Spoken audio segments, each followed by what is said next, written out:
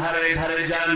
আল্লাহ তাআলার নির্দেশ পেয়ে আমার নবী ঘরে বসেছিলেন না, মক্কার কাফেরদের ঘরে ঘরে ধারে ধারে কোরআনের দাওয়াত নিয়ে গিয়েছেন। ঠিক কিনা বলেন?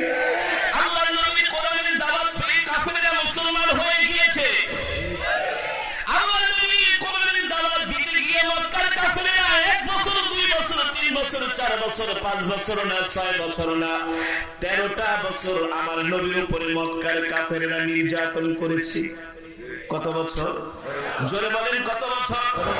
আমরা একটু 2-4 দিনে ওয়াজ মাহফিলে আসি, আমরা একটু 5 ওয়াক্ত নামাজ মোটামুটি পড়লেই মনে করি আমরা জান্নাত কামিয়ে ফেলেছি। জান্নাত কামানো এত